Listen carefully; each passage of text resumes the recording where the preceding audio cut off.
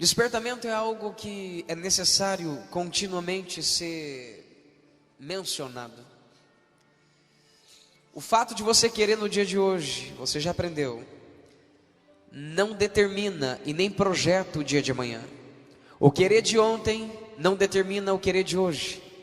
O querer de hoje não projeta o querer de amanhã. Por isso a necessidade de se despertar todos os dias. Por isso a necessidade de entender que existem certos dias que eu preciso perder para ganhar. Existem certas condições que, se eu quiser avançar, eu vou ter que perder para ganhar. E na maioria das vezes a sua vitória vai estar disfarçada de perda. Na maioria das vezes nós vamos perder para ganhar, porque essa perda está disfarçada de vitória, está disfarçada de alcançar. Eu quero que você observe ao redor da sua família, você observe no seu meio, você observe a tudo que está ao seu redor, para certificar de que nem a sua família, nem os seus parentes, nem os seus amigos e ninguém que está ao seu redor, absolutamente ninguém que está ao seu redor, tem forçado você a fazer algo que você não quer fazer, ou fazer algo que Deus não quer que você faça. Você não tem a obrigação de agradar a todas as pessoas. Você não tem a incumbência de agradar a todas as pessoas. Nem mesmo Cristo agradou a todas as pessoas. O Espírito de Deus tem trago ao meu espírito nesse exato instante que existem pessoas aqui que estão aqui, não é pessoas que não estão aqui, é pessoas que estão aqui, que têm sido motivado e têm sido incentivado, têm sido motivadas e incentivadas por meio do contexto familiar e por meio das pessoas que o cercam, a estarem em lugares, a se relacionarem com pessoas, praticarem coisas que nem mesmo você quer e tampouco Deus quer que você assim o faça.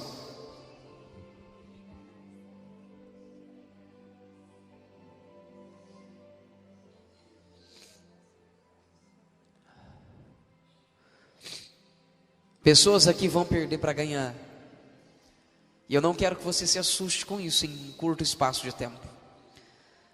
Pessoas aqui vão estar com parte da sua história toda, tem parte da sua história totalmente construída, e parte dessa história totalmente construída vai ser removida de você, porque essa parte dessa história construída que está na sua vida nunca fez parte de um projeto de Deus. Você vai se espantar no começo, mas fique tranquilo e tranquila. Deus está te levando para o centro da vontade dele. Imagine um campo de futebol bem grande, como por exemplo o Maracanã. Nós temos ao redor as arquibancadas, dentro nós temos ou seja, nós temos no estádio, nós temos a arquibancada, nós temos o corredor onde transita os torcedores, nós temos o corredor dos gandulas, nunca ministrei desse jeito, primeira vez. Nós temos o corner, que é onde fica a divisão do campo.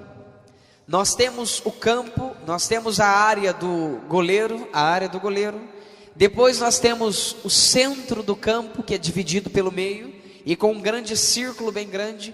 E dentro desse grande círculo possui um mini círculo, aonde se coloca a bola, e aonde se inicia a partida de futebol. Quem conhece isso, diga bem. Tá fácil? Vira a sua mão e diga para ele: estar com Deus é como estar em um campo de futebol. Pastor, significa que eu tenho que torcer bastante? Não, esquece disso, é perder seu tempo. Tem pessoas que dão mais valor a um time de futebol do que ao próprio Cristo. Pastor, o senhor está bitolado. Eu não estou bitolado, eu tenho consciência de um versículo que diz: amarás o Senhor teu Deus de todo o seu coração, com todas as suas forças, de toda a sua alma, de todo o seu entendimento e de todo o seu ser. Você encontra isso em Lucas. Ou seja, tudo que está dentro de você tem que bendizer ao Senhor, como diz o salmista.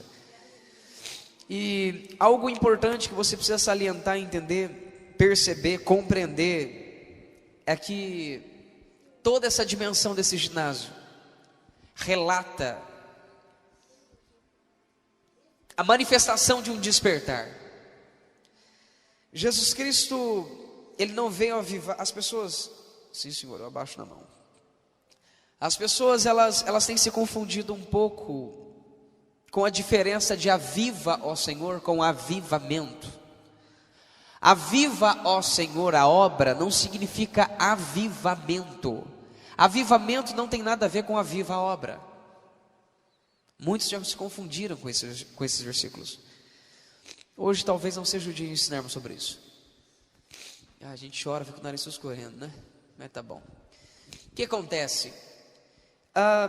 Dentro desse estádio de futebol, nós conseguimos perceber a divisão por escolha.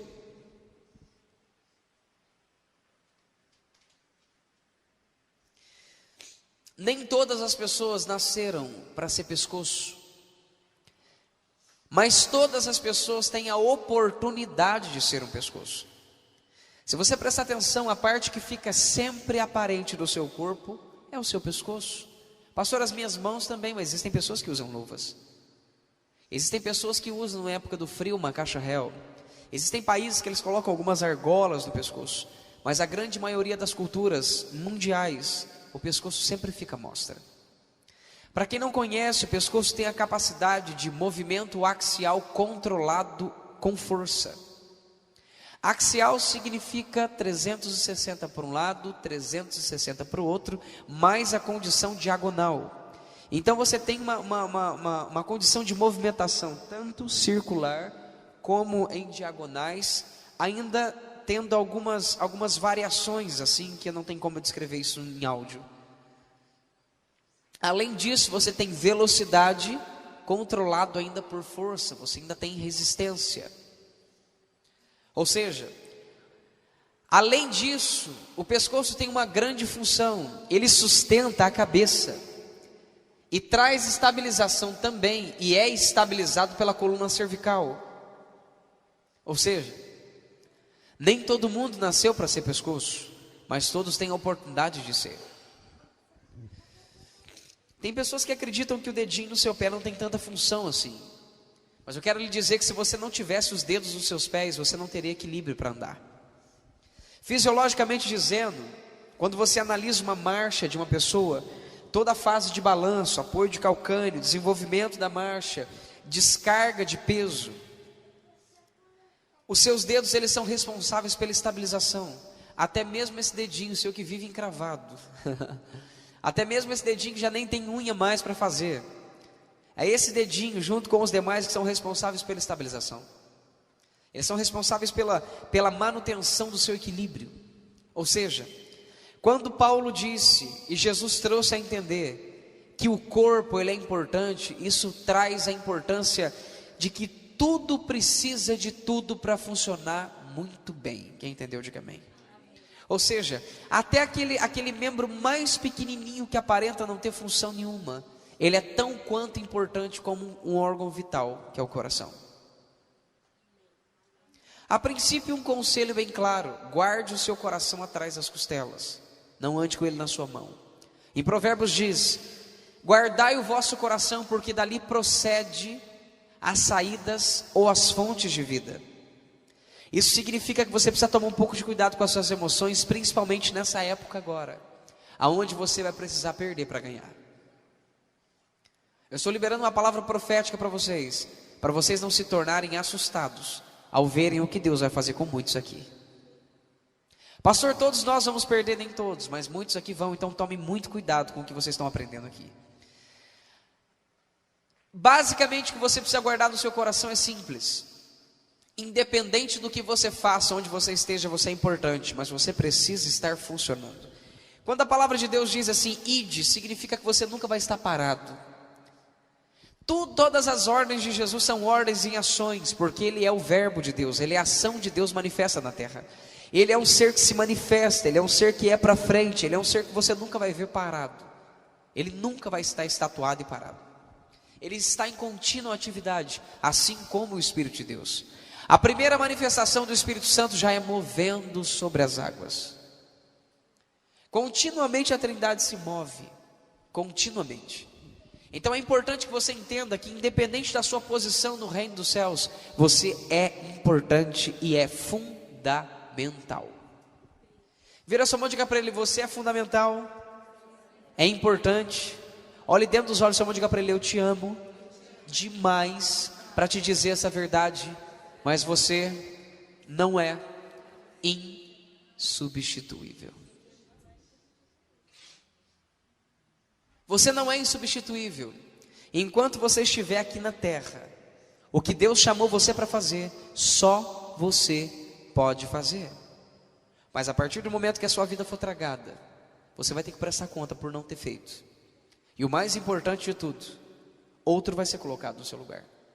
Existem ensinos que logo nós vamos tocar, nós vamos trazer o tocante desse assunto, que traz a condição de que, preste atenção, nesses ensinos dizem que se você não fizer o que você tem que fazer, outro vai fazer no seu lugar. Isso é um ensino babilônico. Isso é um ensino que vem das raízes da maldade. Isso é um ensino que vem dos espíritos da maldade. Não se iluda com isso. Ou seja, só que quando eu trago para vocês a condição de um estádio de futebol, eu não estou falando sobre a sua posição no reino. Eu estou falando sobre a sua decisão no reino. A sua posição está lá e ninguém vai tomar ela.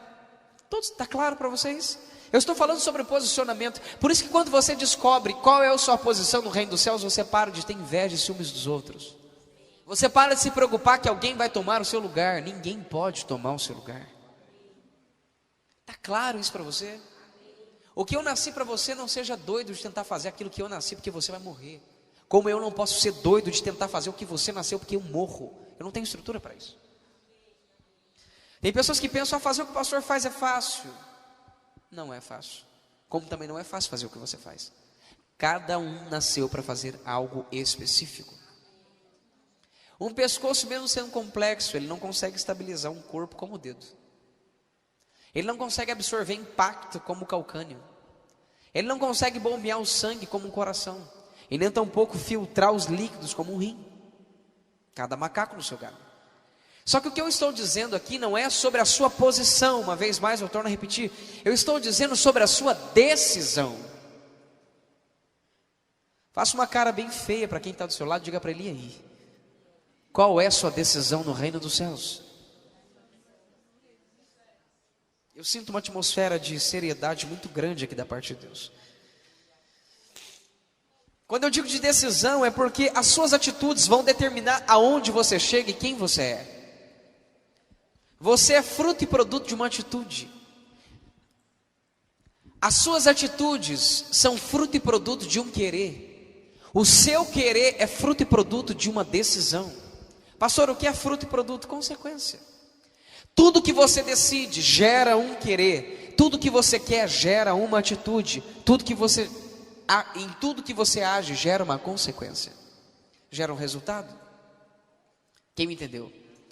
Pastor, fulano não quer, por isso que ele não avança. Não é que ele não quer, ele nunca decidiu.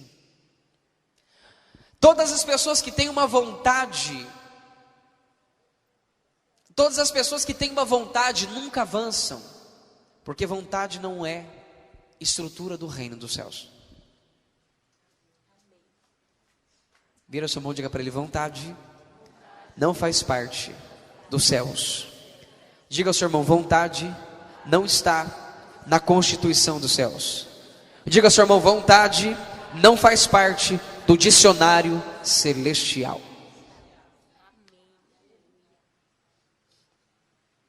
Eu estou com uma vontade, então troca essa vontade por um querer. Já vou lhe explicar loguinho o que é querer. Estou virando piauense, já viu? Loguinho. Eu convivo, Jesus. Em vez de eu minerar o povo está piauizando eu. Deixa vocês comigo. Vou dar um jeito, não sei, vocês me aguardam. Bom, dentro de um estádio de futebol você encontra as arquibancadas, você encontra o espaço de deambulação, de caminhada dos torcedores. Você encontra o espaço dos gandulas, que é onde parece aquela pista de Cooper, né? Você encontra o corner, que é as laterais, onde você bate o escanteio. Escanteio, pronto. Você encontra o campo, você encontra a área estou repetindo uma vez mais. Você encontra a área dos goleiros, você encontra a divisão do campo, você encontra um imenso círculo e um pequeno círculo ali no meio. Sempre quando Deus me traz uma explicação do reino, Ele procura me dar também uma explicação física que seja popular. Jesus Cristo sempre fez isso. Jesus chegou diante de Jerusalém e disse assim: Jerusalém, Jerusalém, assassina de profetas, como uma galinha que ajunta os seus pintinhos. Olha que exemplo fácil. Você já viu uma galinha guardar pintinhos? Você já viu que ela vira o leão da tribo de Judá? Rapaz, bota a mão no pintinho dela para ver se ela não luta até com o Gifu contra você. Impressionante, ela levanta as asas e eu vou te matar. É impressionante. É impressionante a força que aquele bicho vira. Ou seja, Jesus trouxe todas as descrições. Para quem não sabe, as galinhas existiam desde a época de Salomão. Por isso que ele usou um exemplo que todos conheciam. Ou seja, comer galinha, comer frango já é uma prática muito antiga. Não esse frango de hoje que com 45 dias ele está pronto para abate, não. Estou dizendo um frango que aguenta o tranco. Pra você ter uma noção, dentro de uma granja, um frango para abate de 45 dias, se você chegar lá e falar assim, ó, morre tudo. Eles não aguentam um grito. Tem um irmão, é o Cacá, ele ministra sobre uma granja, você quase morre de rir. É um grande homem de Deus, mas você quase morre de rir quando ele ministra sobre galinhas e pintinhos. Você pode achar que o texto não é nada subjetivo, mas você precisa escutar para você ver que coisa tremenda, que é uma mensagem, uma revelação fantástica. E dentro de todo esse espaço, nós temos a localização do corpo de Cristo, mas não a localização no espaço de reino, não na localização de qual é a sua posição no reino dos céus, mas sim a sua localização por decisão.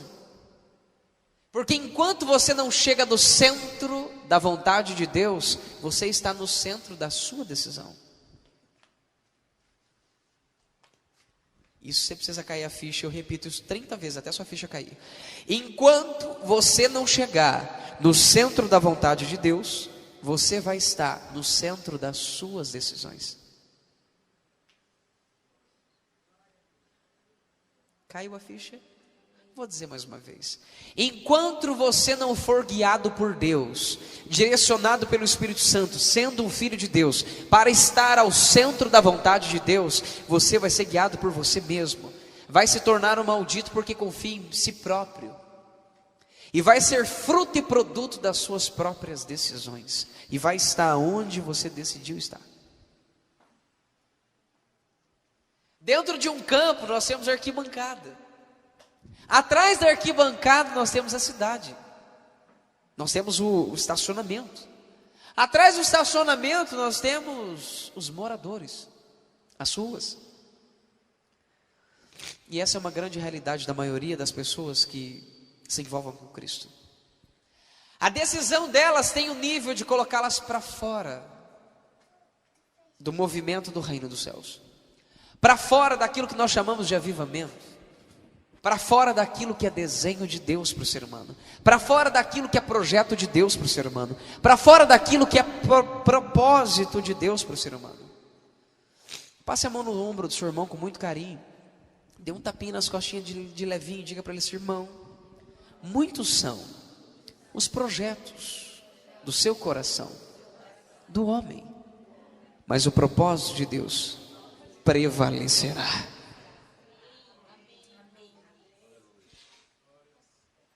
Ou seja, a sua vida se inicia com uma decisão.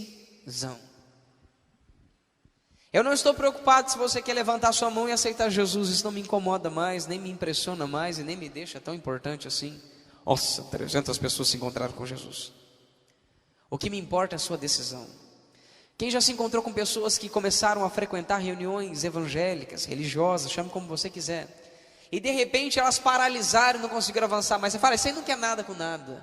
Na realidade não é que ele não quer nada com nada, ele nunca decidiu nada. Estar onde você está agora não te faz um ser que decidiu alguma coisa. A primeira coisa que você precisa aprender que você tem é uma palavrinha chamada livre-arbítrio. A palavrinha livre-arbítrio, que não é uma palavra tão bíblica assim, é mais um termo teológico. A palavra livre-arbítrio não traz o sentido de se eu quero ir para a direita, eu vou para a direita, se eu quero ir para a esquerda, eu vou para a esquerda. Não.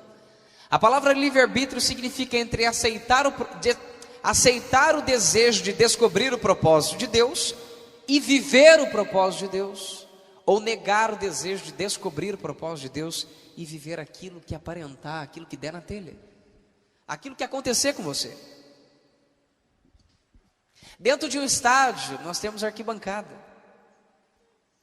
mas também nós temos um lugarzinho onde a bola é colocada. A pergunta é: em qual lugar você se encontra dentro desse estádio? Nos bastidores lá fora? Ou no centro do centro da vontade de Deus? Dentro de um campo nós temos um grande círculo, onde cabem muitas pessoas. É um lugar almejado por muitos. Normalmente são os titulares. Normalmente é dado isso aos atacantes. Normalmente é dado esse ambiente para aqueles que ganham milhões e milhões de reais. É um lugar para o camisa 10, camisa 11. É um lugar para aquele que é um sucesso, famoso, artista, conhecido mundialmente. Só que agora eu quero que você esqueça um pouco da estrutura. Minha palavra criada da noite sempre tem que criar uma futebolística. Sempre tem que criar uma, né? Esqueça um pouco desse ambiente de futebol, de soccer play. Esqueça um pouco disso. Agora, esqueça da estrutura desse futebol e só pense nas demarcações de um campo. Deus te criou com um propósito estabelecido. E continuamente Ele tem levantado profetas para despertar o povo. Acorda a igreja, aviva a tua obra, desperta a minha noiva, levanta-te, resplandece. E continuamente durante toda a história Ele sempre vem injetar um fogo dentro de você. Injetar parece que uma gasolina dentro de você. Fazer qualquer tipo de coisa para que você funcione. Agora a pergunta é por quê? Porque mais são aqueles que estão fora do estádio do que aqueles que estão dentro. Jesus, quando esteve aqui na terra, a primeira coisa que Ele disse: olha, a seara é grande, a seara é muito grande, mas poucos são aqueles que estão dentro do estádio. Mas o que eu não consigo compreender é que Deus criou todo mundo para estar dentro do estádio. Então por que tem tantos que estão fora? Passe a mão no ombro do seu irmão mais uma vez. Passe a mão no ombro do seu irmão mais uma vez e diga para ele assim: irmão, mais uma vez, irmão, você conhece o poder da decisão? Um dia você decidiu vir para cá e sentar na cadeira onde você está. Pessoas já decidiram, por misericórdia, em reuniões nossas, gastarem 48 horas de trânsito, pastor, de uma cidade para outra, não, de um país para outro, para estar numa reunião que a gente serviu o Senhor Deus. É uma decisão. É uma decisão que pode estar arrolada a muitas coisas, como renúncia e perdas. Se ensinaram para você que o evangelho que o Senhor Jesus Cristo ensinou, que é o evangelho do reino dos céus, é um evangelho de acréscimos, você está um pouco enganado. Eu não consigo enxergar algo ser perdido de mim como para me machucar. Eu consigo enxergar isso como uma libertação de Deus na grande maioria dos casos. Mas é muito ruim quando você precisa perder uma pessoa. É muito ruim quando você tem que se afastar de uma pessoa. Quando se trata de um filho, de um pai, de uma mãe. É quando nós começamos a sentir um pouco do peso do evangelho. É quando nós começamos a entender que as coisas não são assim tão simples. E nós temos que entender que aquele que toma uma decisão ali atrás, ele precisa ir até o fim da decisão que ele tomou. que Deus não tem prazer naqueles que retrocedem, que aquele que põe a mão no arado não pode olhar para trás. A pergunta é: será que a decisão que foi manifestada dentro do seu coração é uma decisão perpétua, forever, para sempre? Ou é uma decisão que aonde estiver tudo bom e do seu agrado, eu estou decidido, mas quando não ficar assim tão bom, nem tão bom do meu agrado, eu acho que eu vou decidir uma outra coisa? Dentro de um estádio tem arquibancada.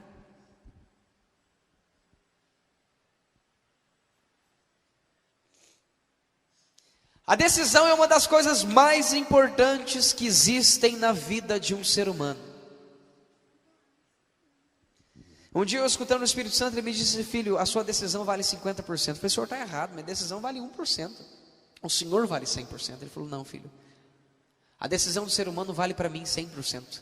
Embora ela não tenha força no quesito de impacto, ela define a força e o impacto da vida de uma pessoa. Eu falei: uau! A decisão tem poder de fazer você ir ou não ir ou vir, parar, avançar, morrer ou viver. A decisão tem poder de transformar toda a sua história. Você já parou para pensar nisso? Você já parou para pensar que uma simples curva que você pode fazer mudar a sua vida inteira? Existia uma moça que estava dirigindo um carro, e ela tinha acabado de fazer compras. E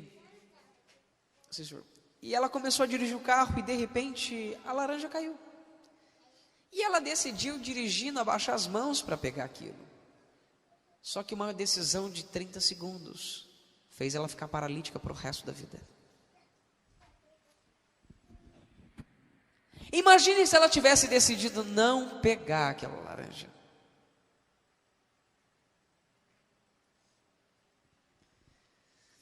Um ente da minha família sabia que ia morrer e decidiu insistir mesmo assim. Andou e morreu. Imagine se ele tivesse decidido escutar uma pessoa que estava ao redor dele.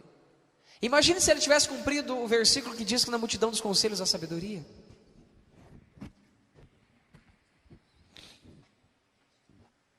Ou seja, antes de um despertamento, nós precisamos de uma decisão. Nós temos trabalhado durante praticamente esse mês inteiro, de formas extremamente diferentes no Espírito Santo, para Deus trabalhar dentro do seu eixo, dentro do seu centro, dentro das condições que podem mudar toda a estrutura de um ser humano. Dentro de um estádio,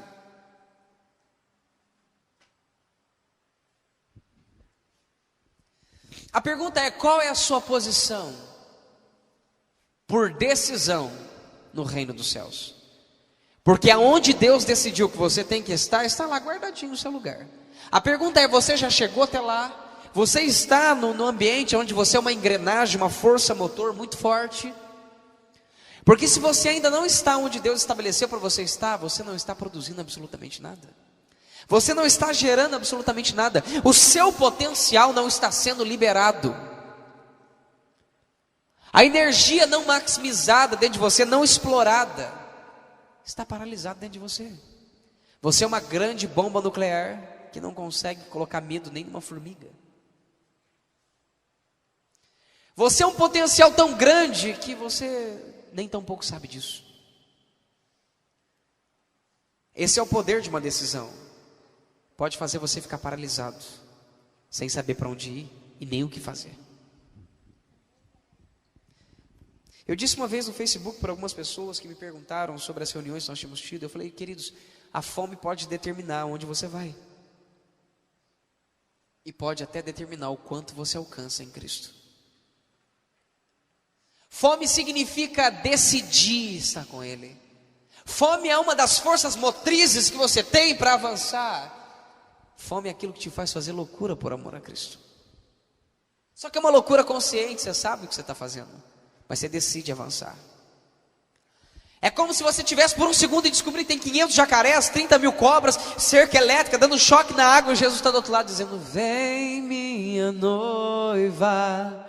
E você tem um segundo para pensar. Se você for parar para pensar no jacaré, se você for parar para pensar na cerca elétrica, se você for parar para pensar nas jiboias gigantescas que estão ali, se você for parar para pensar que você não sabe nadar, você não vai se encontrar com Jesus.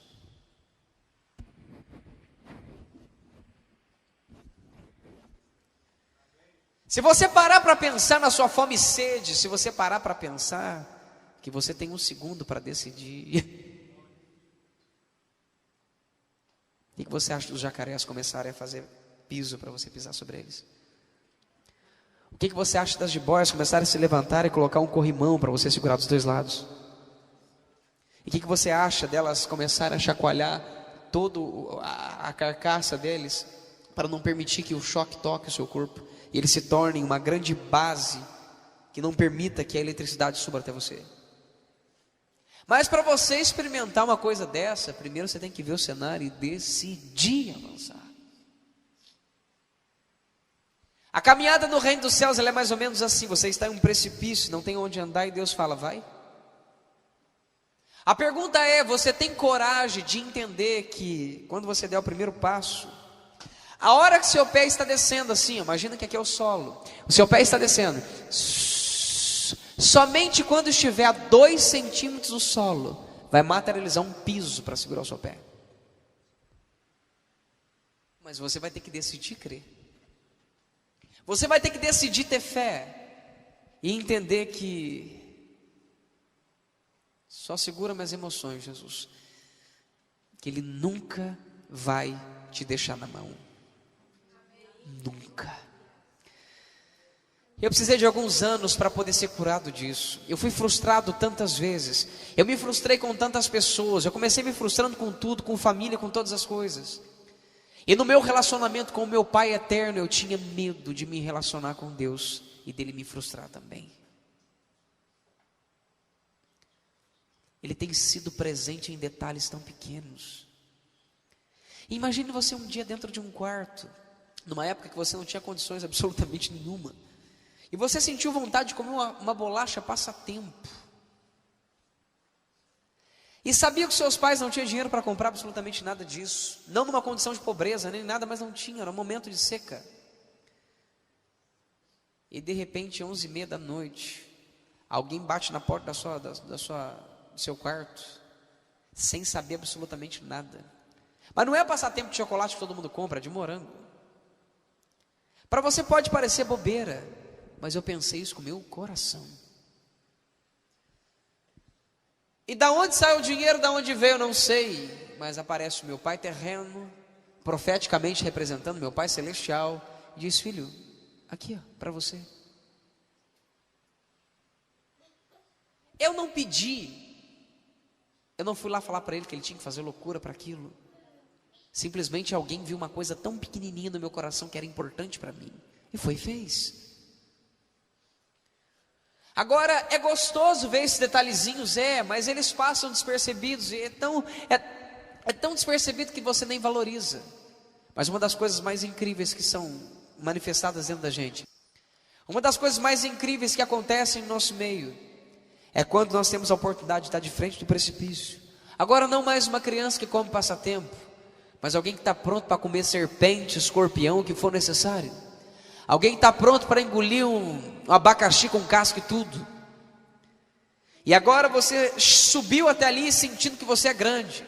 Subiu até ali acreditando que você já é um homem maduro, um homem que aguenta a porrada e a pancada depois de tanto apanhar para chegar ali.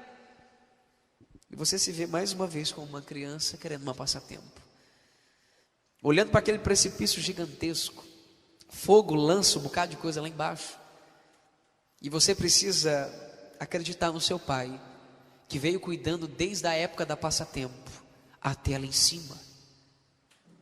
E você precisa acreditar que quando estiver faltando 2 centímetros, ou seja, vai ter que dar o passo, ou cai, ou ele te segura.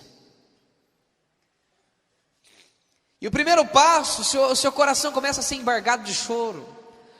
Aquele medo desgraçado, para próximo do seu lado, porque ele é um principado, não é um sentimento, nem um comportamento. Ele não é um comportamento psíquico, pronto, um sentimento interiorizado ou intrínseco do homem. Ele é um espírito.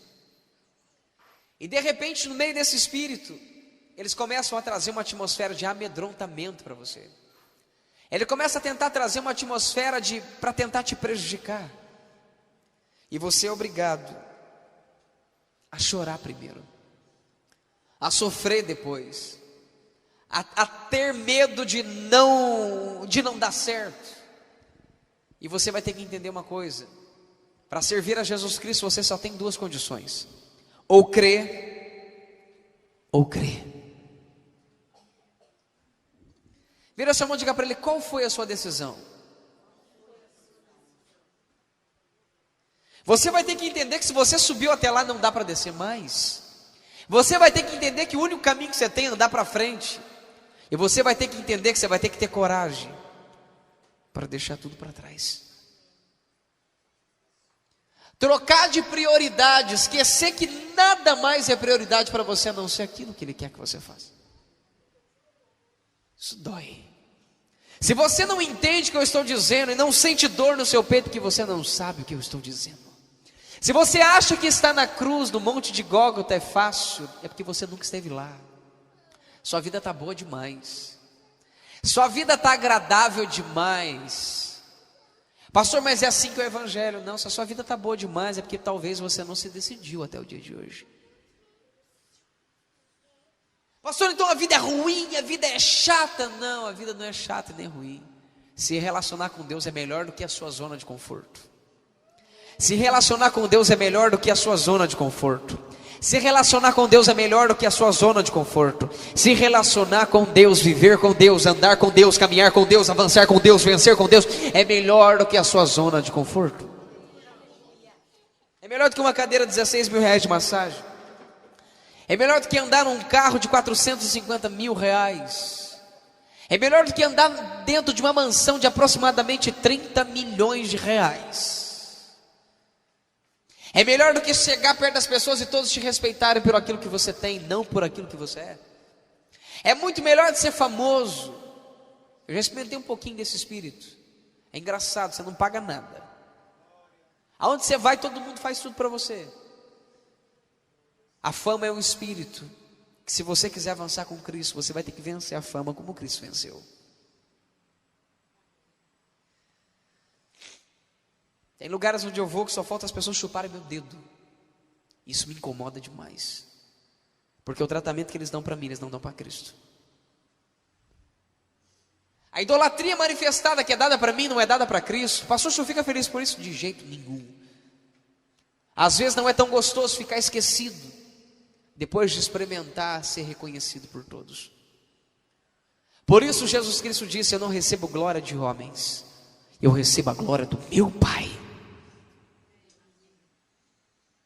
Glória está relacionado com honra também e reconhecimento. Depois de você olhar para trás e ver que não dá, ou melhor dizendo, depois de você entender que não dá para olhar para trás, não dá para pensar em mais nada que está lá, você vai ter que ter coragem de dar o passo e tirar o pé. Não tem problema se estiver embargado de choro. Não tem problema se tiver uma micro dúvida no seu coração, desde que você esteja lutando para ela sair de dentro de você. Porque um certo dia um homem olhou para Jesus e disse assim: Jesus, aumenta a minha fé. Meu filho, os demônios pegam ele, lançam ele na água e tentam matá-lo afogado, lançam ele no fogo e tentam matá-lo queimado. Senhor Jesus, aumenta a minha fé, porque se o Senhor pode fazer alguma coisa, faça. Jesus disse: todas as coisas são possíveis ao que crê, querido. E vou te dar mais um conselho. Você quer que eu te ajude a aumentar a sua fé? Espera aí só um minutinho, o problema está com o seu filho. Espera aí só um minutinho. Demônio, sai dele e nunca mais volta. O menino cai desmontado no chão. É limpo, liberto, instantaneamente restaurado e perfeito. Isso aqui faz parte de uma conjectura para você entender. Jesus olha para ele e fala: filho, como é que está agora? Está conseguindo crer? Melhorou? Senhor Jesus, eu creio em qualquer coisa depois disso que eu vi. Vira sua mão e diga para ele: Jesus te entende. Vai chegar alguns momentos que Ele vai fazer algumas coisas para você ver, só para que você creia. Mas tome-lhe o cuidado. Tome muito cuidado, porque bem-aventurada coisa é crer sem ver. Ele não tem prazer naqueles que precisam ver para crer, mas tem prazer naqueles que creem nele sem ver nada do que ele faz. Porque quem crê nele vê a glória, mas quem precisa ver para crer, não vê nada. Dentro de um estádio, há uma arquibancada. A condição é que posição que você se encontra mediante a sua decisão. Pastor, eu decidi estar com Cristo. Realmente você decidiu? Na reunião passada eu perguntei para você se você realmente crê em Deus. A minha pergunta hoje é se você realmente decidiu estar com Cristo. Porque decidir estar com Cristo não é ficar numa zona de conforto. Espírito Santo, sim, amém. Vamos lá. Vira sua mão e diga para ele: aleluia. Zona de conforto é mais ou menos como essa aqui.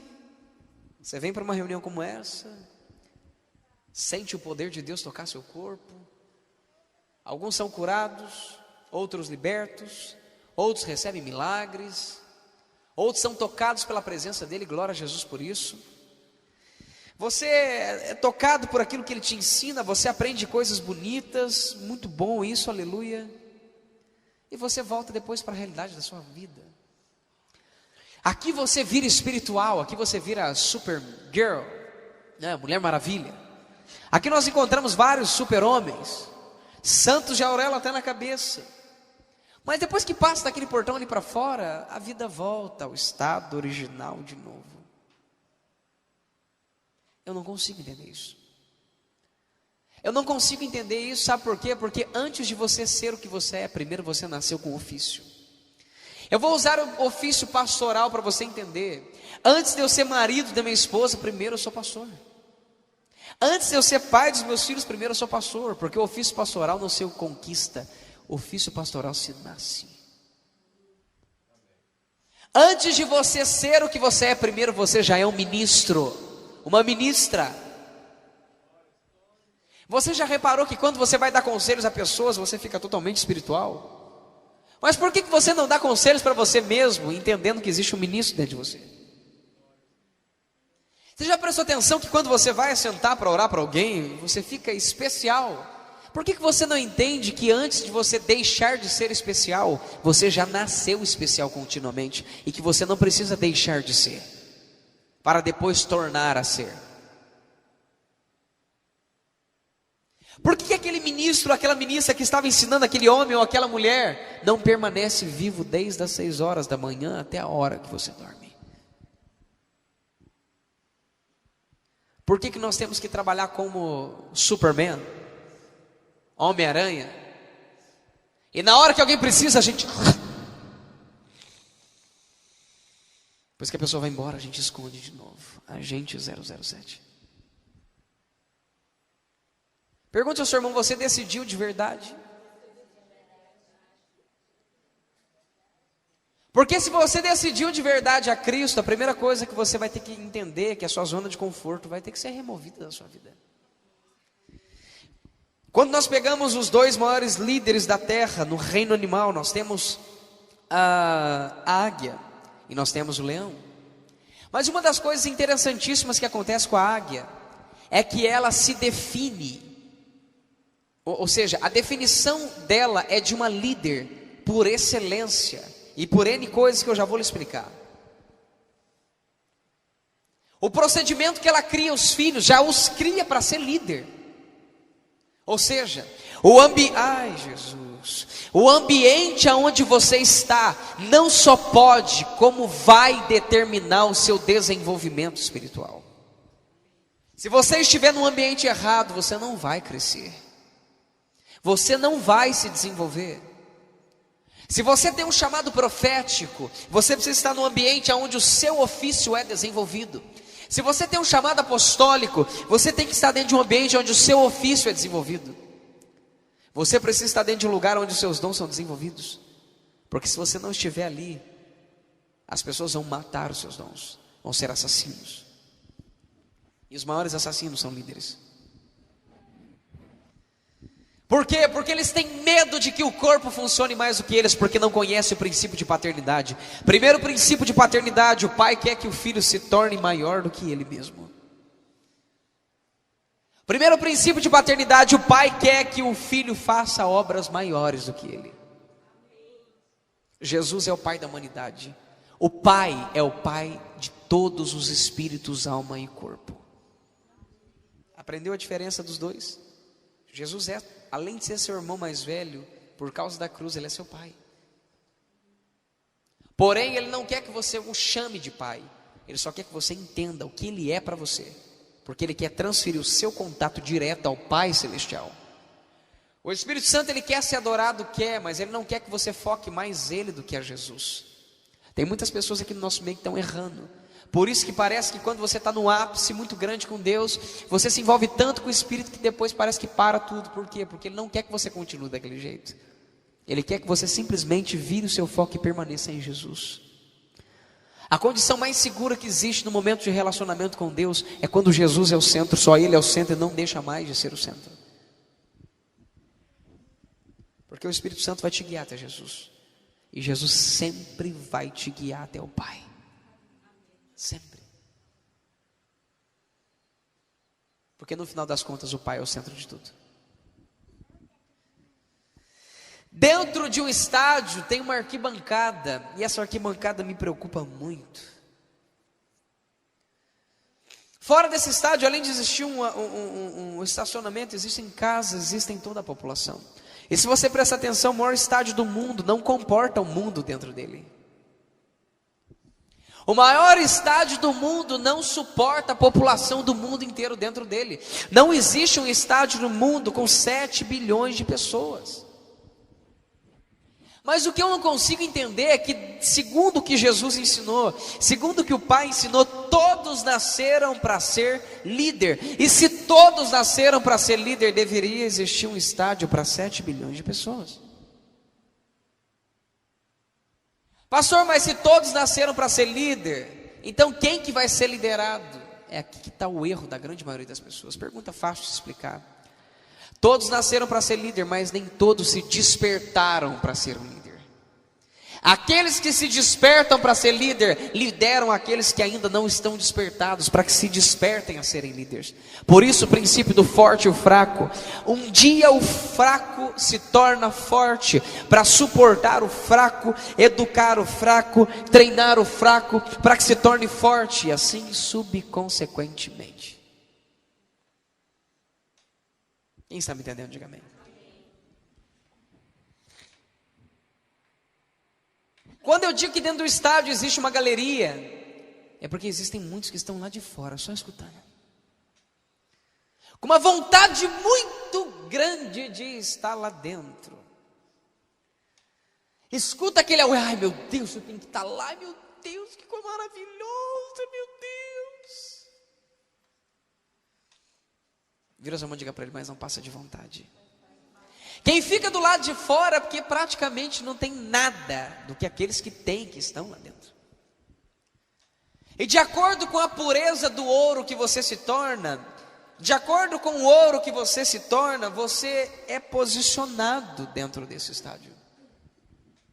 Ou seja, quem está lá fora está cheio de vontade de entrar, mas não entra. A pergunta é, você já aprendeu, será que vontade vem do reino dos céus? Eu vou lhe explicar. Deus me prometeu, me usou para prometer que vamos explicar, então vamos lá. Qual a diferença de vontade e de querer? O dia que você falar para mim que você está com vontade, eu vou rir da sua cara. O dia que você falar para mim que você está com querer, eu quero servir o Senhor Deus para analisar o seu querer, para ver se ele realmente é um querer ou uma vontade. Imagine que você acordou 3h47 da manhã com muita sede. Você está com uma vontade terrível de beber água.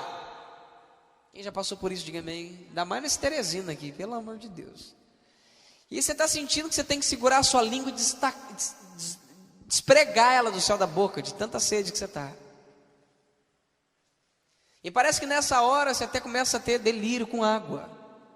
Sua boca não tem como salivar, mas ela está tentando salivar de sede.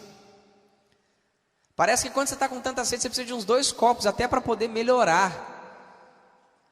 e diluir o líquido da sua boca. Só que no momento que você bate aquela vontade muito grande, ao mesmo tempo bate aquela preguicinha básica, de eu vou ter que levantar, alguém podia trazer para mim, né? Nessas horas a esposa usa o instrumento que ela tem, que é o cotovelo. Tá, tá, tá. Benê, pega água bem ali para mim, não é assim? Ou vice-versa. Mas tem uns que não acordam com o cotovelo nem com a joelhada. Aí você vai ter que ficar naquela incógnita. Ou manifesta uma vontade, ou manifesta um querer. São coisas distintas. A vontade que você tem de ir lá é privada, tolhida, paralisada por alguns problemas. Primeiro deles, preguiça. Segundo deles, ter de levantar. Terceiro deles, ter de caminhar todo o percurso até a cozinha, ou aonde tem água na sua casa. Muitos no meio desse caminho passam no banheiro e bebem da pia. Você não dá de bobo não, que eu sei que você já fez isso. Aqui em Teresina é meio perigoso, você corre o risco de tomar 1 quilo de barro. Estou ficando entendido da água daqui já. Mas na minha terra você pode fazer isso sem problema nenhum. Muitos no meio desse caminho chegam no meio e falam: não, estou com vontade de dormir. Na minha terra é friozinho, gostosinho, você bota aquele cobertinho, aquele negocinho e fica aquele negócio maravilhoso. Você não quer levantar, ainda mais quando está chovendo, imagina. Aquela chuvinha, aquele barulhinho de chuva. Ah, meu Deus, ninguém quer sair de lá.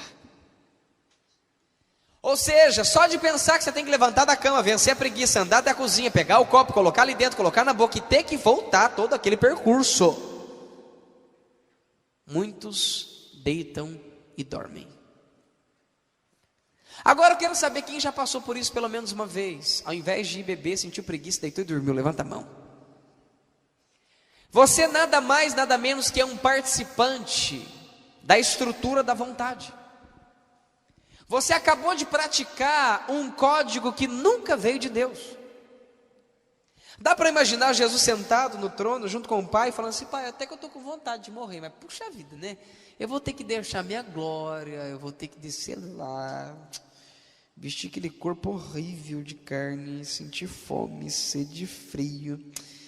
Rapaz, aqui no cronograma eu tenho que subir o Calvário com a cruz. Nossa, imagina que trampo que não vai dar esse negócio.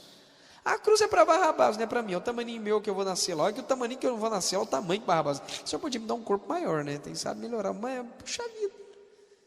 Imagina eu ter que andar. Ai, detalhe, pai, peraí. Eu vou ter que. Nossa, rapaz, o que está escrito aqui?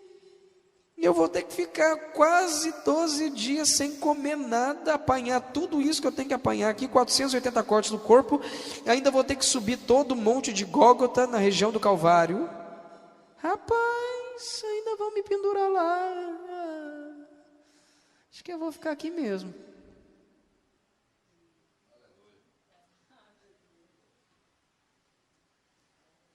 Ou seja, você experimentou no seu próprio corpo a estrutura da vontade.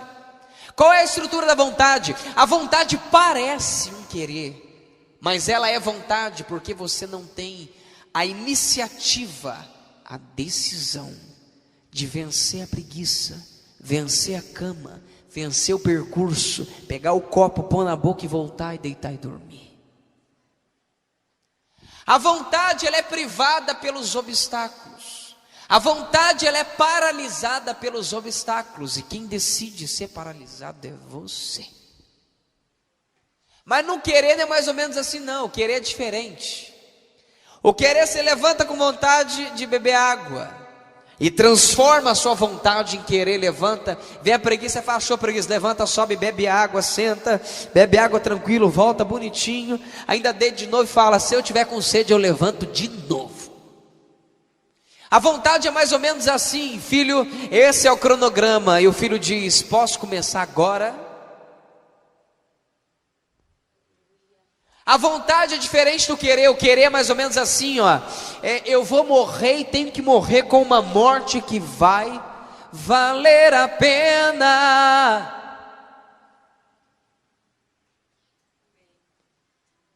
O querer é aquele que você sabe que você tem que levantar, levanta, faz o que tem que ser feito com um sorriso no rosto, com a maior alegria, não tem um obstáculo que paralisa você. O querer é aquele que quando você está orando, você dorme, você acorda até bravo, porque você não queria dormir. O querer é aquele que você pula no pé só orando, pula no pé, belisca, joga água na cara, toma banho, toma choque, faz o que você quiser para permanecer ali. Toma chá mate, toma chá enterro, toma chá o que for, mas permanece acordado. Ou seja, a sua decisão determina o quanto de ouro existe dentro de você, o quanto de matéria incorruptível existe dentro de você, o quanto da estrutura do reino dos céus existe dentro de você.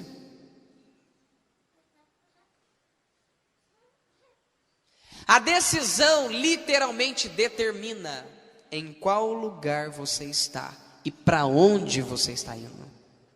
Vira sua mão e diga para ele: a decisão determina em qual lugar você está e para onde você está indo. Quem decide o caminho final é o centro do centro da vontade de Deus. Quem não decide, acho que é difícil, acho que eu não vou não, acho que eu não consigo. Se você está em crise de existência, se você está em crise se consegue ou se não consegue, o primeiro conselho que eu quero te dar é rever se você realmente decidiu ou não. Porque o dia que tiver um ente querido da sua família com dor, o dia que tiver um ente querido da sua família à beira da morte, você vai ver como é que você vai decidir rapidinho.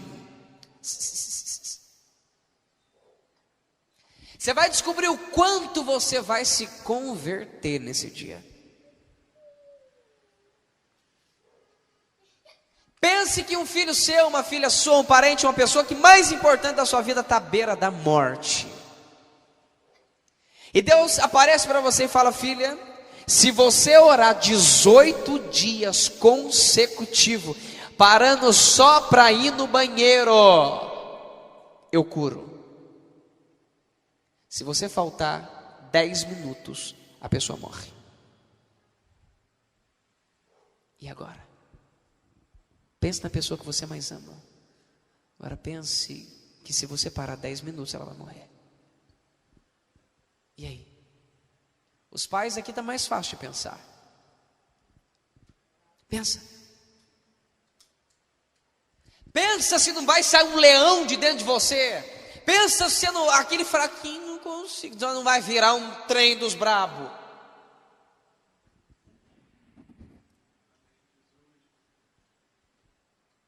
Jesus não tinha parecer nem formosura, homem de baixa estatura, que aguentou 480 cortes, pela alegria que lhe foi proposta. Você não entendeu bolhufa nenhuma. O versículo que diz pela alegria que lhe foi proposta, é que antes dele ir para a cruz, ele viu você. Antes dele ir para a cruz, ele viu sua história, ele viu seu sofrimento, ele viu sua vida, ele viu sua entrega, ele viu sua decisão, ele viu tudo. E quando ele olhou e disse, ele falou: esquenta a cabeça, não tem estrutura para nada, mas bate. Bate! Pode bater. E o que eu vi vale a pena. Eu suporto qualquer coisa, pode bater, gospe na cara, xinga, chuta, põe coroa de espinho, faz eu andar até o Calvário, faz tudo.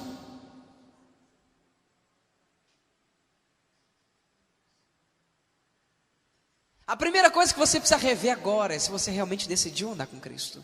Porque se você decidiu andar com Cristo, você não vai ter medo de sair da sua zona de conforto. Você não vai ter medo de perder coisas. Você não vai ter medo de abdicar de coisas e renunciar outras. Você não vai ter receio absolutamente nada disso. Porque Ele passa a ser o seu centro único, exclusivo, imutável e irrevogável. Isso não é para líder, isso é para o corpo. Isso não é para alguns, isso é para todos. Mas eu não consigo entender como que só alguns se decidem. Zona de conforto é uma parecida como essa que você está sentado agora. aprende, come, se alimenta, sem se sentir tão responsável assim. Primeiro conselho que eu quero te dar, a Bíblia diz que a partir do momento que você sabe e descobre coisas, você se torna responsável por aquilo que você sabe e descobre. Você pode ter dito, bendita a hora que eu fui nessa reunião e aprendi, e agora eu te dito, pode ser a sua maldita hora, porque agora você sabe, não dá para dar mais desculpa para Deus. Tem coisa que é melhor não saber, mas agora você já sabe. Quem está entendendo, diga amém. Zona de conforto é parecida com essa. Eu não tenho compromisso com a operação de Cristo. Eu não tenho compromisso com aquilo que Deus faz. Eu tenho o meu compromisso de ir a uma reunião. Eu tenho o meu compromisso de ler um versículo bíblico. Eu já tenho o meu compromisso de fazer uma oração. Eu já tenho o meu compromisso de ir aos estudos. Eu já tenho o meu compromisso de ir aos cultos. Isso é compromisso. Para e pensa. Para e pensa qual é a realidade da igreja hoje. Todo mundo igual zumbizinho. Din, din, din, din, din, din, din. Senta. Levanta. Levante as mãos. Abaixa as mãos. Chora. Quieto. Depois volta todo mundo para casa. Din, din, din, din, din, din, din. Enquanto você não se decidir, você nunca vai descobrir o seu propósito, porque Deus só revela o propósito para quem decide. Pastor, parece que eu não consigo descobrir, então decide o que Ele te conta. Ele só conta segredos para quem faz parte dele. E o seu propósito é um segredo que só Ele pode dizer, mais ninguém. Ninguém tem uma varinha de condom que bota na sua cabeça e fala, você será? Deixa eu ver. Está cheio de pastor se aventurando nisso. Não faça isso. Não tem ofício nenhum que descreve qual é o propósito de ninguém. O único que pode dizer o que é o seu propósito é Deus.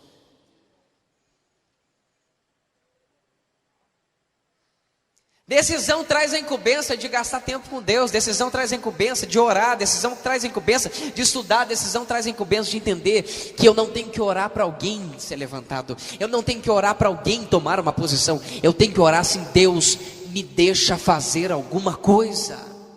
Me usa para fazer alguma coisa. Não levanta ninguém não, levanta eu.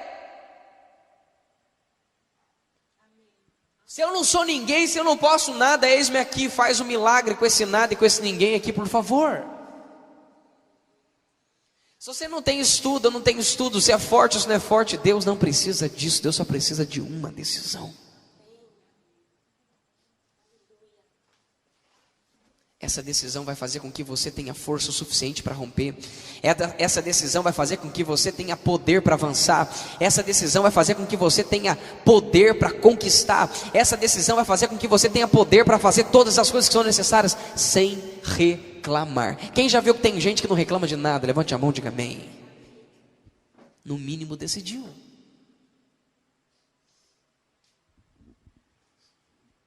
O amor é uma decisão. Você nunca vai encontrar na Bíblia o motivo pelo qual Deus te ama. Você nunca vai encontrar na Bíblia o motivo pelo qual Deus te ama. Quem está me entendendo, diga amém. Porém, você vai encontrar na Bíblia Sagrada um Deus que te ama incondicionalmente, porque Ele decidiu. Isso consiste em Ele ver você fazendo um bocado de coisa que não presta, mas Ele não decidiu. Ou seja, o quanto, preste bastante atenção, o quanto de verdade existe na sua decisão, determina o quanto que é liberado para você, ou sobre ou dentro de você do reino dos céus. E o quanto é liberado do reino dos céus, é o quanto de ouro, o quanto de incorruptível, de valioso existe dentro de você. E isso determina em qual lugar você está dentro desse estádio. Vamos resumidamente para você começar entendendo. Dentro de um estádio existe um bocado de pessoas que vai lá só para sentar e assistir. Dentro de um estádio existe um bocado de pessoas que conseguem transitar ali embaixo, andar ali embaixo e assistir de mais próximo. No estádio tem um bocado de pessoas que gostam de pagar um pouquinho mais para ter um espaço VIP. Não, isso não acontece no corpo de Cristo. Ninguém tenta comprar um espaço VIP, não, imagina. O que o senhor é, juiz de direito? Opa, vem cá que eu vou te ungir, pastor.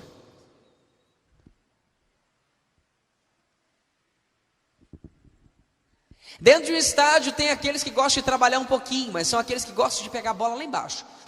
Ela cata a bola, sai correndo, pega e dá para outro jogar. Sempre pega a bola e passa a bola, pega a bola e passa a bola, pega a bola e passa a bola, porque nunca quer assumir uma responsabilidade. Pastor, a responsabilidade dele é pegar a bola. Eu já estou te dizendo, eu não estou falando sobre qual é a sua posição no reino, eu estou falando aonde você se encontra mediante a sua decisão. Quem sabe um daqueles gandulas não pode ser um grande atacante? Você não sabe. A função dele é ficar olhando para o povo que está olhando, pega a bola e passa a bola. No corpo de Cristo não existe isso, imagina. Não existe aqueles que recebem a responsabilidade, abraçam a responsabilidade e dá para outro. Recebe a responsabilidade, vai empurrando com a barriga, dando nó em 1, 2, 3, 4, 5, 6, e fingindo que está fazendo alguma coisa. Não, no reino não tem isso, né? Imagina. No nosso meio não existe isso. Na igreja de Cristo Jesus não existe isso. Para pensar um pouco, para raciocinar um pouco a sua posição, que você se encontra hoje diante de Deus. Além dos gandulas, agora nós temos todos aqueles que sempre treinam, mas estão sempre na reserva. São pessoas com grande potencial, mas parece que nunca vai para o time. Quem já reparou que tem gente que passou a reserva o ano inteiro? Quem gosta de futebol aqui, eu não sei se futebol há muito tempo, mas eu já assisti muito. Eles treinam, mas parece que nunca tem uma oportunidade. Ai, Jesus, vira para o seu e diga para ele, aleluia. Ai, ninguém me dá uma oportunidade, ninguém me dá uma chance, eu nunca peguei um microfone, eu nunca... A oportunidade é fruto de aceitação de responsabilidade. A oportunidade é aquilo que você tem que chamar a responsabilidade no seu peito e dizer, Deus me deu capacidade para fazer. Quem chama a responsabilidade para si, abre uma oportunidade. Quem está me entendendo, diga amém. Chacoalha quem está do seu lado, diga para ele, quem chama a responsabilidade para si, abre uma oportunidade.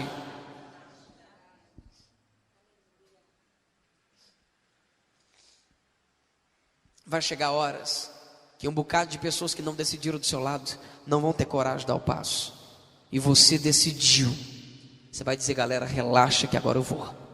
Mas você pode morrer. Eu posso, mas não vou, tchau. E todo mundo vai precisar que você faça aquilo, porque se você não fizer aquilo, ninguém mais consegue. Pastor, não existe Bíblia, o senhor está inventando uma minhoca na sua cabeça. Existe, é? De repente aparece um homem parecido com meu pai, ruivo, cheio de sarda no rosto, e olha para todo aquele povo e diz, e quem derrubar esse incircunciso filisteu, que ganha? Isenção de impostos se casa com a filha do rei. Rapaz, meu pai vai ficar feliz de não pagar impostos mais. Porque dentro dele já estava uma decisão completa. Se Deus me livrou do urso, se Deus me livrou do leão, fica tranquilo, uma cabeça daquele tamanho eu não erro nem se eu quiser. Tu vens a mim com espada, com pau, eu vou contra ti em nome do Senhor dos Exércitos.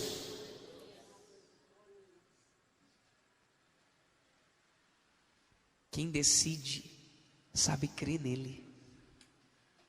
Quem decide não é oscilante e vacilante.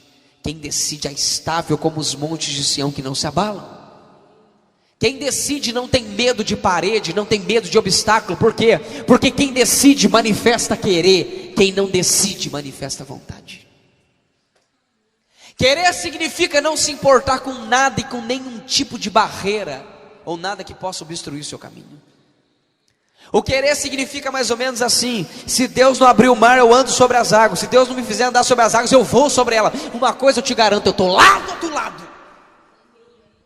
Se eu tiver que nadar, eu nado. Se eu tiver que andar sobre as águas, eu ando. Se eu tiver que mergulhar, eu mergulho. O que eu tiver que fazer, eu faço. Mas eu vou chegar lá.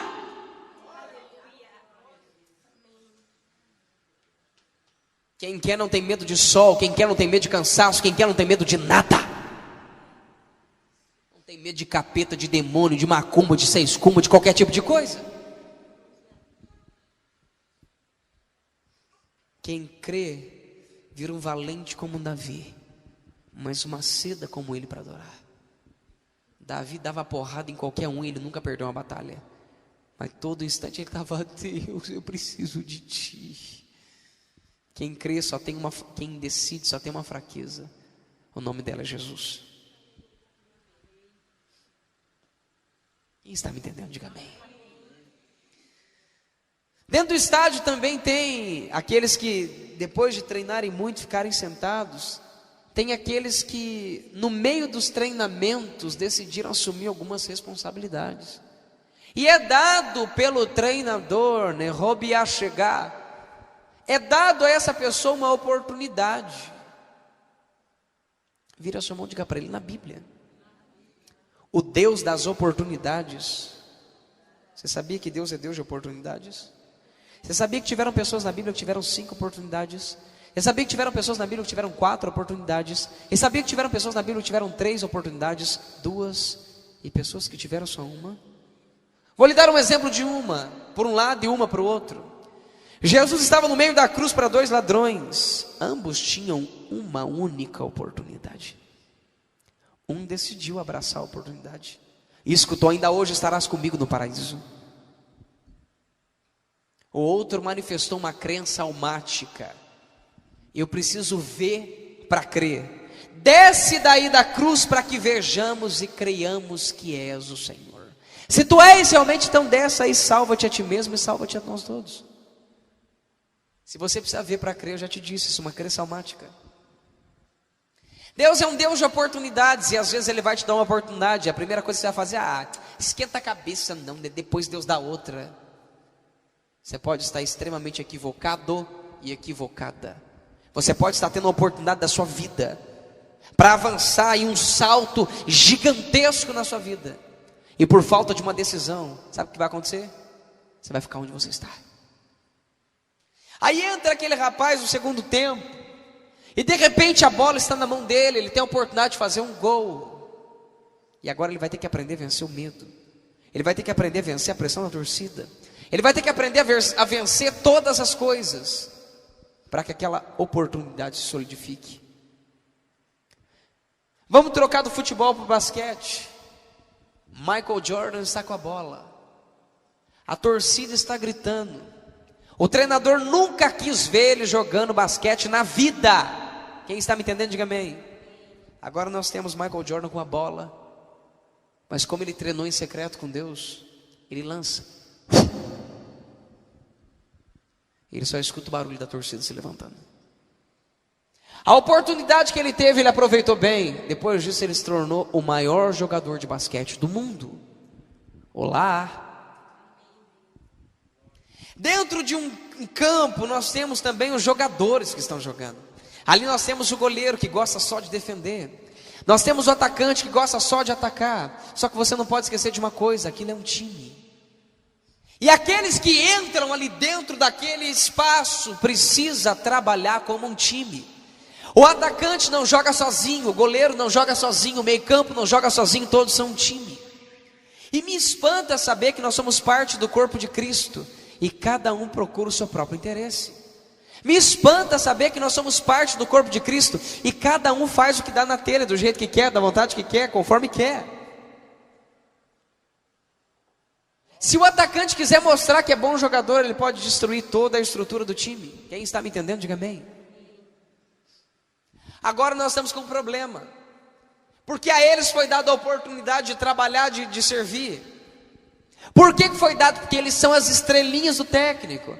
Eles são a menininha dos olhos de Deus. Não, Deus tem os escolhidos dele, né? Deus escolheu pessoas e eu não sou um desses escolhidos. Vai falar para mim que você nunca pensou nisso? Vai falar para mim que você não pensou que tem pessoas que nasceu com uma estrela na testa?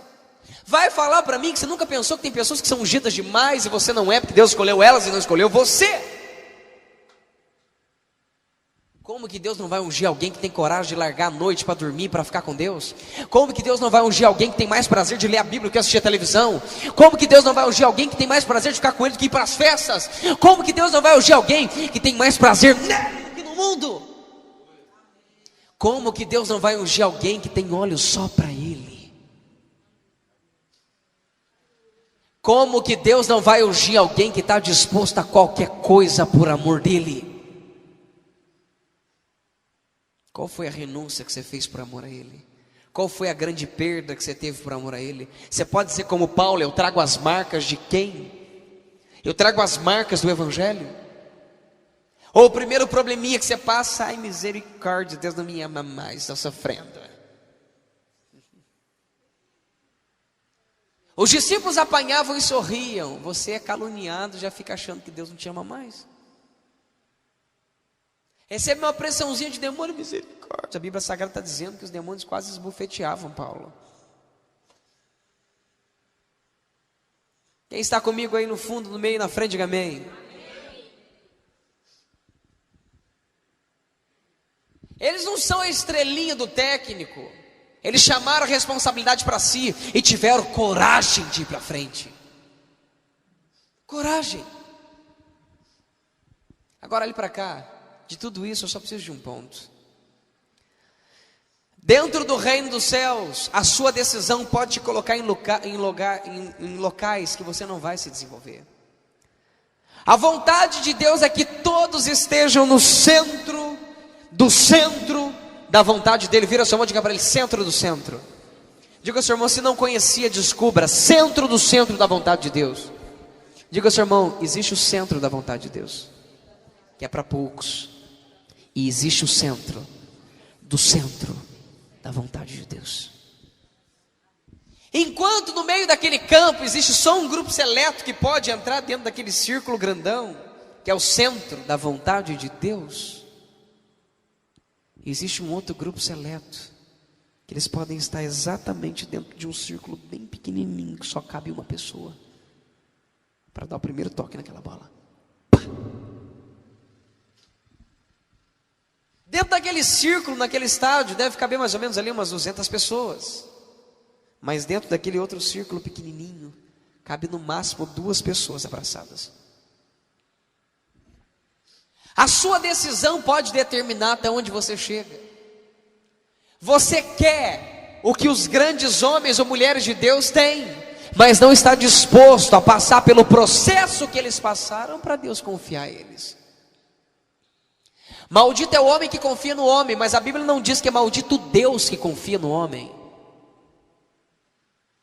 Isso é assunto para quem está disponível para Deus, para quem quer algo com Deus, quem quer ser um instrumento de Deus. Tem alguém que veio hoje aqui com isso assim? Se você quer algo relativamente com Deus, se você quer algo verdadeiramente com Deus, se você literalmente tem um interesse em alguma coisa com Deus, o primeiro conselho que eu vou te dizer: você não passa de uma decisão ambulante. E se você não decidir, você não vai conseguir absolutamente nada. Você precisa compreender que o seu despertamento é fruto de uma decisão. Quando eu decido, eu ativo o meu querer. Quando eu ativo o meu querer, eu começo a produzir atitudes de quem quer. Já viu o marido que olha para a esposa e fala: amor, eu vou mudar, mas você não vê atitudes de mudança? É porque ele nunca decidiu mudar, ele só está te enrolando. Não, mamãe, eu vou mudar. Se não existem atitudes, é porque não existe decisão. Agora fica fácil de entender as pessoas, não fica? Mas também fica fácil de entender você mesmo. Se você quer coisas novas de Deus, vai ter que estar pronto para se tornar uma pessoa nova. Se você quer coisas grandes com Deus, você vai ter que estar pronto e pronta, preste bastante atenção, a modificar coisas na sua vida. Quer coisas novas? Vai ter que existir mudanças na sua vida. Pastor, eu brigo com todo mundo, vai ter que parar de brigar. Pastor, eu xingo todo mundo, vai ter que parar de xingar. Pastor, eu fico nervoso com todo mundo, vai ter que parar de ficar nervoso. Quer algo com Deus? Então mostra para Ele o que você quer. Produza atitudes que geram fruto de arrependimento. Meu Jesus, ninguém nunca aprendeu isso aqui. Vira seu irmão e diga para ele: Jesus disse que você tem de produzir frutos de arrependimento. Ei, só para você entender o que Jesus disse, ali está dizendo que o seu fruto tem que produzir arrependimento nos outros.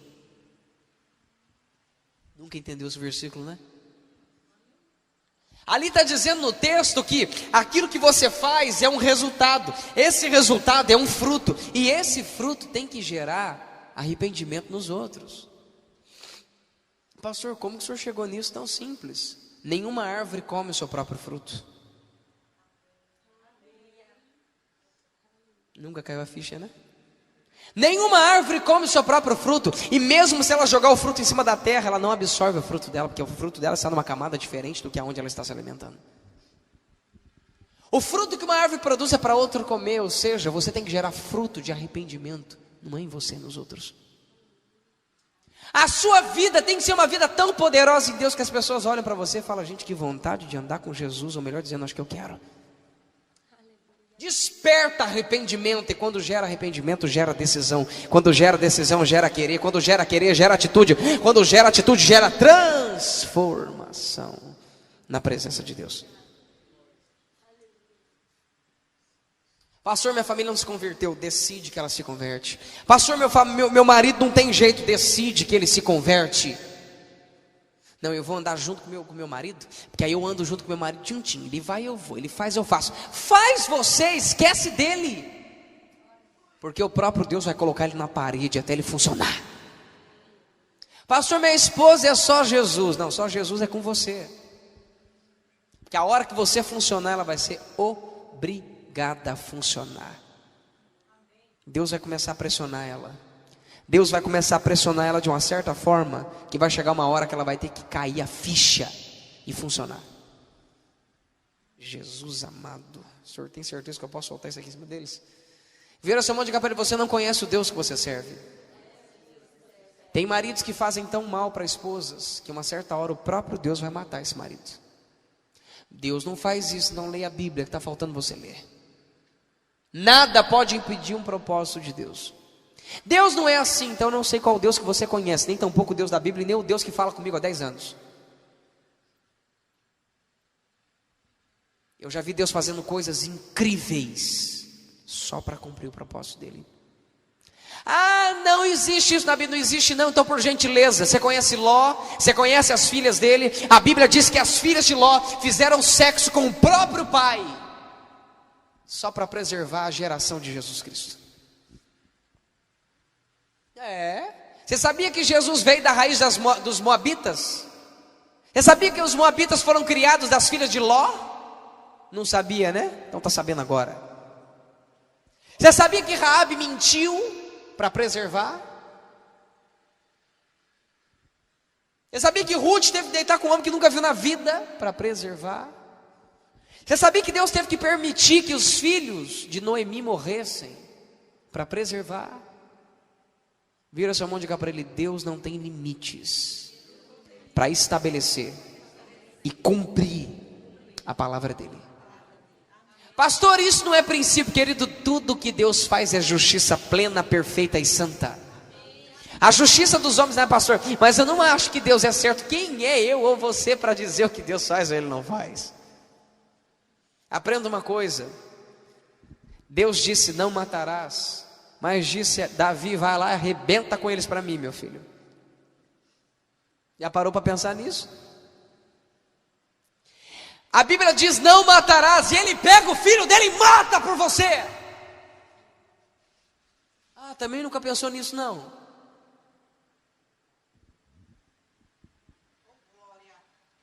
Ele não tem limites para conquistar o que ele quer. Um dia ele olhou para você e disse: eu quero, e eu pago o preço que for por causa de você.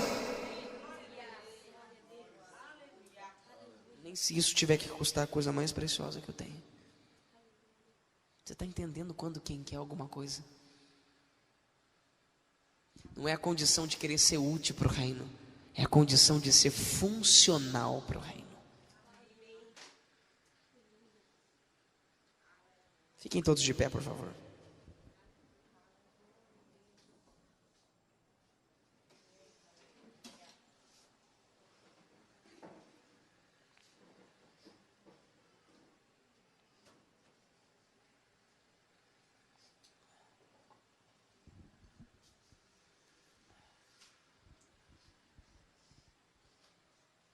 Minha pergunta é simples e básica.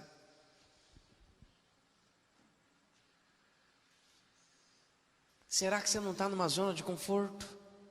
Está na hora de despertar. Está na hora de entender que você tem coisas dentro de você que precisam ser exploradas. Está na hora de você entender que existem dons dentro de você que precisam ser manifestados. Está na hora dos seus dons servirem para o reino. Pastor, me ajuda a entender isso de uma forma prática? Te ajudo. O que você tem na sua casa? Você já honrou a Deus com tudo que você tem? Você já honrou a Deus com tudo que você tem? Pastor, o que é isso? Está pedindo meu dinheiro? Eu não estou pedindo seu dinheiro, eu estou pedindo para você honrar Ele com tudo que Ele colocou sobre as suas mãos. Pastor, eu tenho uma máquina de costura. Que dia que você costurou para Ele? Pastor, eu tenho uma máquina de bater foto. Que dia que você bateu foto para Ele? Pastor, eu tenho um notebook. Que dia que você usou seu notebook para Ele? Pastor, eu tenho uma roupa. Que dia que você usou essa roupa para Ele? Que dia que você impressou essa roupa para honrar Ele através de alguém? Pastor, eu tenho cursos. Que dia que você colocou esses cursos em prol do reino? Porque em prol do seu dinheiro você já pôs. Pastor, eu tenho uma casa. Que dia que você hospedou pessoas para a glória de Deus? Pastor, eu tenho muitas habilidades. Que dia que essas habilidades foram colocadas diante de Deus para o benefício de Deus e não para o seu? Pastor, eu tenho um carro. Que dia que você usou seu carro como um táxi para Cristo? Hã? Não, meu carro não.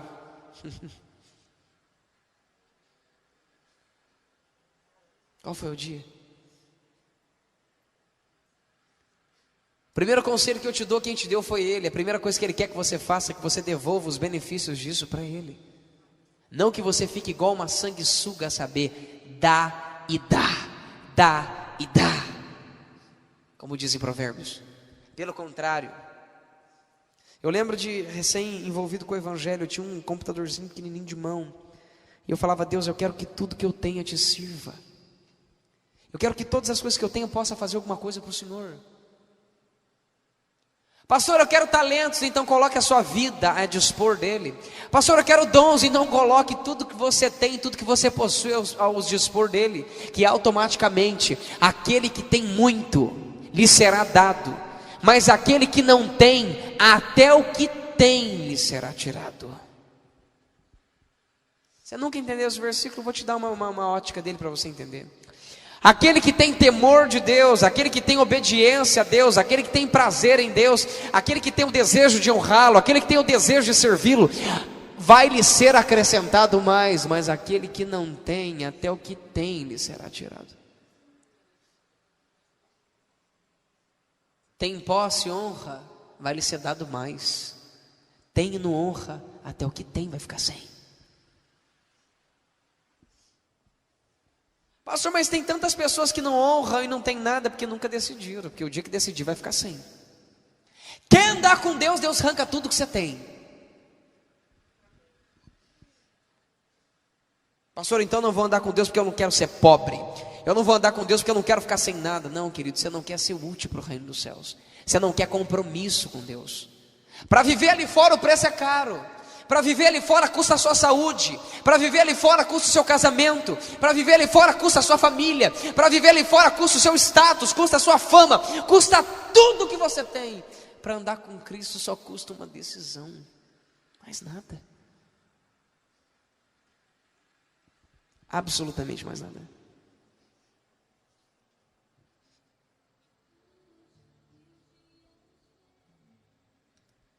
Absolutamente nada.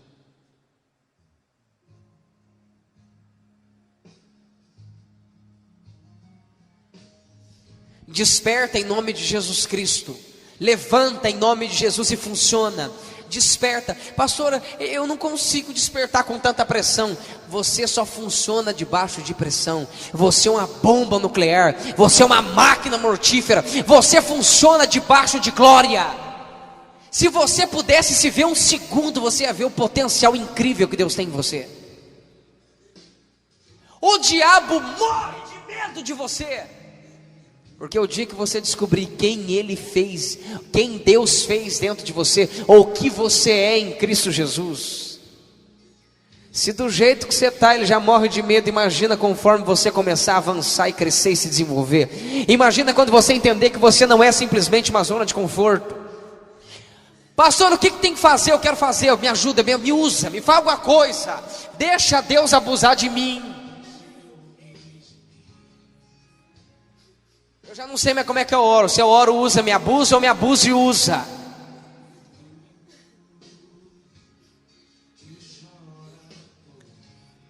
Quantas horas você tem no seu dia? Quantas horas do seu dia você dá para servir a Ele? Quantas horas do seu dia você dá para se relacionar com Ele?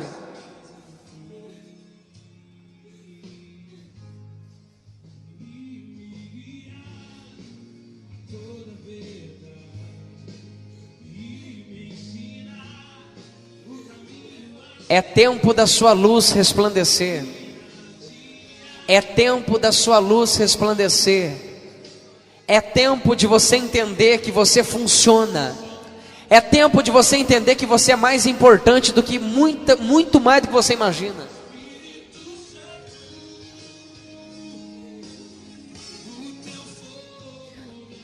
Jesus um dia olhou para Pedro e disse: Pedro, quando você se tornar uma pessoa salva, você vai guiar os seus irmãos.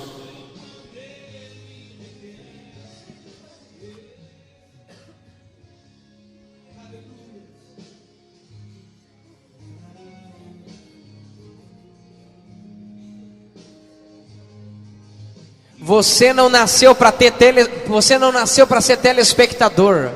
Você não nasceu para ser seguidor. No dia que Jesus voltar, existem pessoas que seguem Ele e são somente observadores. Existem pessoas que são somente observadores de Cristo.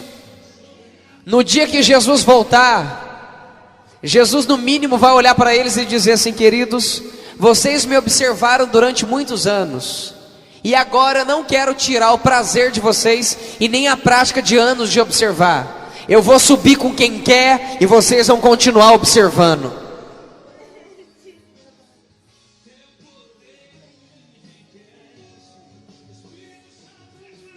Por favor, funciona. Levanta a cabeça e funciona. Pelo amor de Deus, reage. Pelo amor de Deus, funciona. Pelo amor de Deus, funciona. Pelo amor de Deus, funciona. Pastor, o que eu tenho que fazer? Decidir. Pastor, como que eu ajo? Você não tem que agir de nada, só tem que decidir. Decide o que você quer. Decide que você está disposto a qualquer coisa. Decide que você está disposto a qualquer coisa. É tudo que você tem que fazer. Você só tem que decidir. Você só tem que decidir, mais nada. Pastor, pois bem, então estou decidido. A sua decisão vai determinar a sua força para vencer qualquer tipo de obstáculo por amor a Cristo Jesus.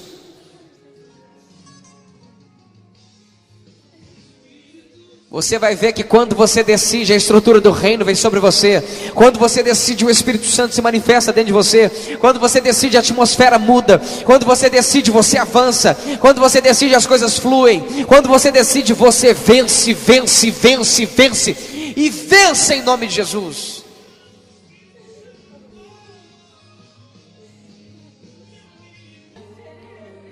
Uma águia, quando cria o seu filho, a primeira coisa que ela faz na primeira fase do seu filho, do seu bebê águia, é matar um cordeiro bem novinho, tirar aquele couro dele bem macio e levar lá para a parte mais alta das rochas. Ela desce e pega vários cordões de espinhos, faz um ninho, coloca os cordões de espinhos embaixo e coloca aquele couro macio e gostoso em cima dos espinhos. Enquanto o bebê águia começa a crescer, ele cresce debaixo de uma zona de conforto maravilhosa. O calor da mãe, a comida sendo dada da boca da mãe. Mas chega-se um tempo que chegou a hora daquele bebê se tornar um líder. Que é a hora que ele tem que decidir: ou é uma águia ou não é uma águia. E a mamãe águia chega, junta naquele almofada de couro e puxa aquilo para que o bebê caia em cima dos espinhos.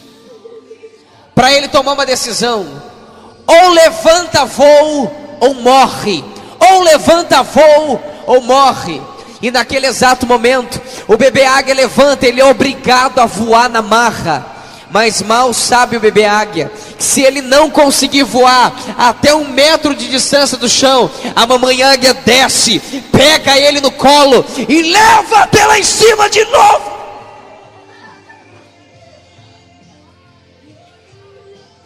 Duracassurra macandará shonebeguia secai.